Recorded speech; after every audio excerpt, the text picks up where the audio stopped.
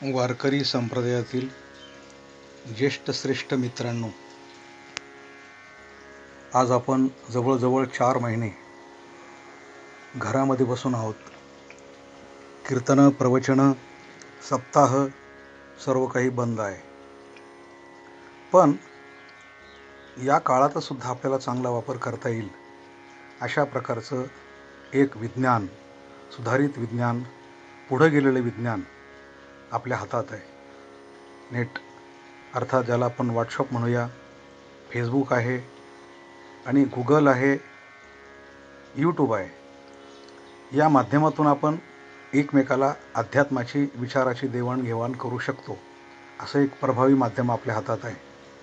ठीक आहे, कोरोना नावाच्या रोगाने जवळजवळ संपूर्ण विश्वामध्ये थैमान घातलेलं आहे आणि त्यामुळे आपल्याला एवढी मोठी हानी सोसावी लागत आहे. तर या माध्यमातून आपण आपला वारकरी संप्रदाय किती मोठा आहे, त्याचं तत्त्वज्ञान सामान्य माणसापर्यंत कसं पोहोचू शकतं हा विचार आपण देऊ शकतो. वारकरी संप्रदाय खऱ्या अर्थानं खूप श्रेष्ठ आहे आणि याबद्दल आपल्याला काही एक 10-12 भाग, एक 10-10, 12-12 मिनिटाचे तयार करून, रेकॉर्डिंग करून आपल्यापर्यंत पोहोचवण्याचा प्रयत्न करावा असा माझा विचार आहे. वारकरी संप्रदाय आपला असा आहे की जो मुंगीपासून तर ब्रह्मदेवापर्यंत संपूर्ण बद्ध जीवांना आणि मुक्त करण्याकरता पुरून उरेल अशा प्रकारचं आहे. एवढं ज्ञान त्या ठिकाणी आहे. कारण आपण ज्या नजरेने वारकरी संप्रदायाकडे पाहतो, त्या नजरेने जर आपण खऱ्या अर्थाने त्याच्याकरता लागणारी जी उंची आहे, आपण सामान्य अर्थाने पाहतो, पण वारकरी संप्रदायाला सामान्य कसं म्हणता येईल?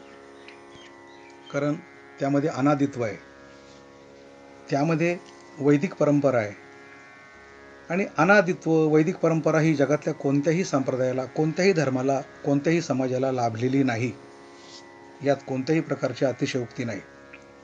ज्याला आपण ओव्या म्हणतो, अभंग, सूत्र, श्लोक, हे सर्व संत वाङ्मय हे अनादी आहे. वेदापासून तर आपल्यापर्यंत आलेलं आहे. व्यासांच्या कक्षेमध्ये ज्याला शब्द ब्रह्माब्दी असं म्हटलेलं आहे. ज्ञानेश्वरीमध्ये ज्ञानोबा म्हणतात, ना तरी शब्द ब्रह्माब्धी मथियेला व्यासबुद्धी, मग निवडिले निरवधी नवनीत जे. म्हणजे तो शब्द ब्रह्माब्दी आहे. शिवशक्ती संवादात म्हणजे भगवान शंकर पार्वतीला जे सांगतात, या गीतार्थाची थोरी स्वये शंभूवरी, त्या ज्ञानाला शिवशक्तीच्या संवादामध्ये माऊलीने शांभव असं म्हटलेलं आहे. मग तीही ते शांभव. नाथ परंपरेमध्ये याचा संवाद पुढे चालत राहिला. यालाच पुढं अद्वयानंद वैभव असं म्हटलेलं आहे. आपण हे शब्द पहा कसे, शब्द ब्रह्माब्दी, शांभव, अद्वयानंद वैभव. यालाच पुढं ज्ञानोबा ज्ञानेश्वरीमध्ये असं म्हणतात, हे स्वानंद भोगाची सेल भल तयासीच देल.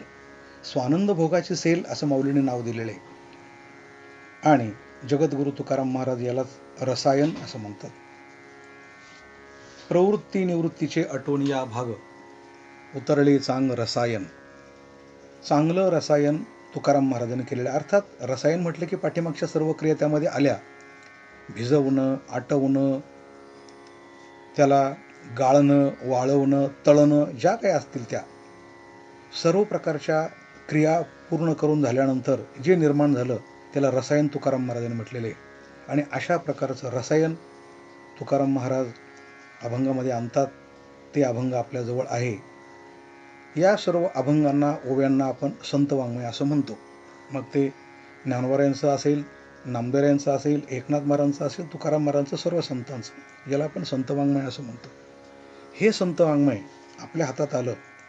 पण या संत वाङ्मयामध्ये वेदांत आला, मीमांसा आल्या, सांख्यवाद आला, मायावाद आला, न्यायशास्त्र आलं, युक्तिवाद आला, व्याकरण आलं, शास्त्र आलं, सर्व काही आलं. जसं गाईचं दूध हे मुळातच वासरासाठी असतं, आईचं दूध मुळात बाळासाठी असतं. त्यामुळे त्या दुधामध्ये सर्व प्रकारचे घटक असतात, म्हणून त्या दुधाला पूर्ण अन्न असं म्हणतात. पूर्ण अन्न म्हणजे काय? पूर्ण अन्न म्हणजे ज्याच्यात कोणत्याही प्रकारची अपूर्णता नसते. इतर कोणतंही अन्न आपण खायला लागलो तर त्यामध्ये कमी अधिक काही असू शकतं, कारण ते मानवनिर्मित असतं. मीठ कमी, मिरची कमी, हळद कमी, काय जे असेल ते.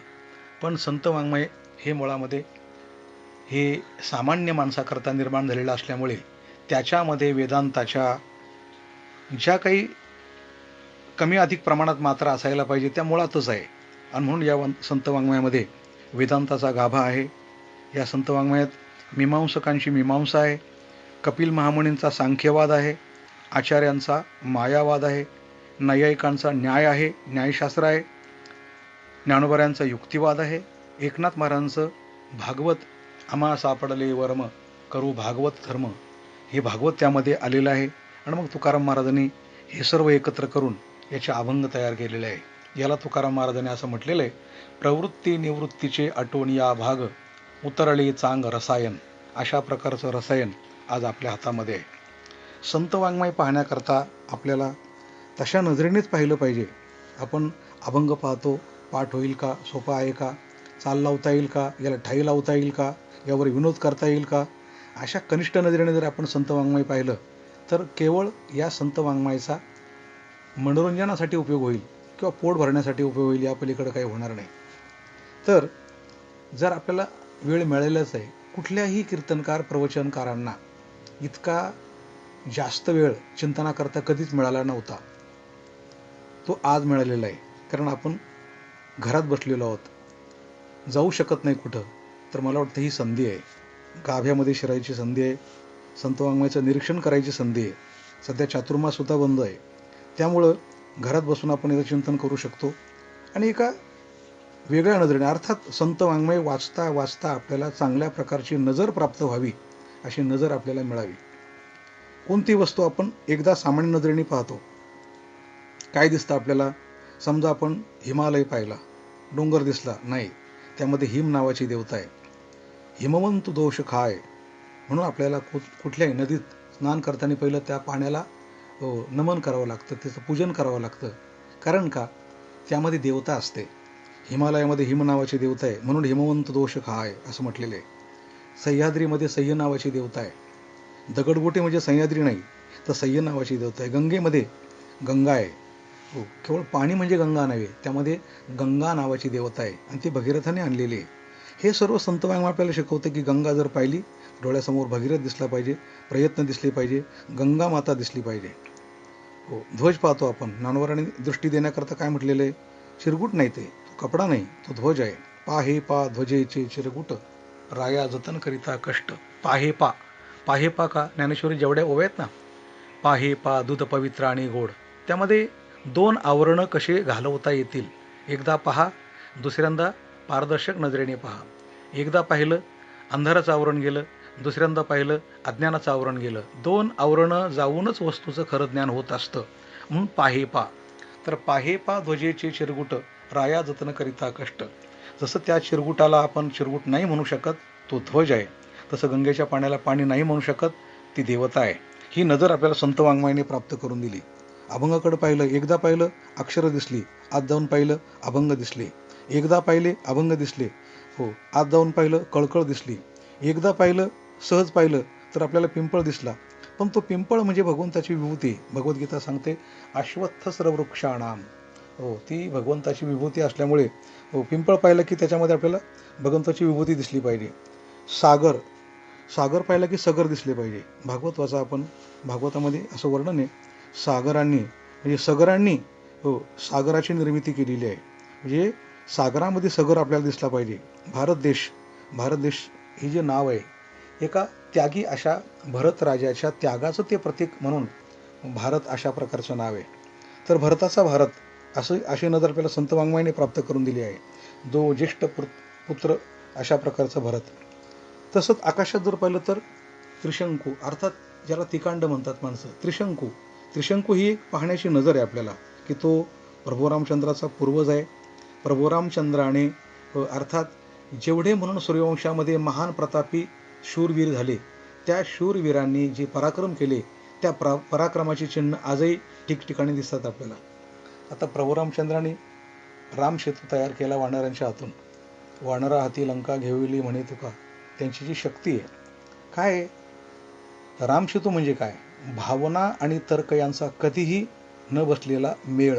भावनेने पाहिलं तर वानराने केलं, पण तर्क काय सांगतो की जगामध्ये सेतू नावाची संकल्पना, पूल नावाची संकल्पना अस्तित्वातच नव्हती. जो रामसेतू पाहिल्यानंतर आज हजारो वर्षानंतर इंजिनियर विचार करतात की ही कल्पना सुचली कशी. म्हणजे रामसेतू आपल्याला काय प्रेरणा देतो? आपल्या संत वाङ्मयातल्या सगळ्या गोष्टी आपल्याला हे शिकवतोय की तुम्ही उंची वाढवा, पारदर्शक नजरेने पहा, संशोधनाच्या नजरेने संत वाङ्मयाकडे पहा आणि गाभ्यामध्ये शिरून पहा, आपल्याला सगळं काही दिसेल. तर अशा प्रकारची उंची प्राप्त करून देणारं संत वाङ्मय जर आपल्या हातामध्ये आहे किंवा सप्तऋषी दिसतात. सप्तऋषी काय? कश्यपुत्री भरद्वाजो विश्वामित्रोथ गौतमः जमदग्निर वशिष्ठश्च सप्तैते ऋषय स्मृतः. आकाशामध्ये ईशान्य दिशेला आपण जे 7 चांदण्या दिसतो, ज्याला कोणीतरी सोरखटला आदी करून शब्द वापरतात, पण तसं नाही आहे. ते सप्तऋषी आहेत. प्रत्येक कल्पात त्यांच्यामध्ये बदल असतो मागे पुढे, पण ती एक नियुक्ती आहे. मोठ्या मोठ्या ऋषींनी तप केल्यानंतर त्या ठिकाणी त्यांची नियुक्ती प्राप्त होते. तर ते सप्तऋषी आहे, ते चोरखटलं नाही, अशी नजर पाहिजे आपल्याकडं. तसंच सूर्य पाहिला तर रोज दर्शन घेतो, पण सूर्य म्हणजे काय? भगवद्गीता आपल्याला सांगते की विवस्वान मनवे प्राह मनुरिक्ष्वा कवे ब्रवीत एवं परंपरा प्राप्त इमं राजर्षयो विदुः. भगवान म्हणतात की अर्जुना, की मीच हा योग सूर्याला सांगितला, तिथून पुढे ती परंपरा चालू झाली, तीच भगवद्गीता आहे. अर्थात हे पाहण्याची नजर आपल्याला गीतेने दिली. म्हणून सूर्य पाहिला की आपल्याला विवस्वान दिसला पाहिजे, सोरखटलं दिसलं त्यामध्ये आपल्याला सप्तऋषी दिसले पाहिजे, तिकांड पाहतो त्याच्यामध्ये त्रिशंकू दिसला पाहिजे, भारत पाहिला की आपल्याला भरत दिसला पाहिजे. अशी नजर आपल्याला संत वाङ्मयाने प्राप्त करून दिली. आणि त्या नजरेने संत वाङ्मय आपण स्वतः पहिले ग्रहण करूया, मग इतरांना देऊया. या रिकाम्या काळामध्ये, या महामारीच्या काळामध्ये आपण आपल्या वारकरी संप्रदायातल्या सर्व मुमुक्षूंना, श्रोत्यांना आणि अशा प्रकारचं शुद्ध ज्ञान द्यायचा प्रयत्न करूया, असा माझा एक नम्र प्रयत्न होता. आणि म्हणून हा पहिला भाग आपल्या सर्व वारकरी संप्रदायातल्या मुमुक्षूंच्या चरणी समर्पण करतोय. जय हरी, धन्यवाद. कोष्टी महाराज हे यूट्यूब चॅनल आजच सबस्क्राईब करा, बेल आयकॉनवर क्लिक करा. शुद्ध सांप्रदायिक चाली, कीर्तनं, प्रवचनं, कथा, पारायणं असे वारकरी संप्रदायाशी संबंधित व्हिडिओ पहा. आपणही पहा आणि इतरांनाही आग्रहपूर्वक सांगा.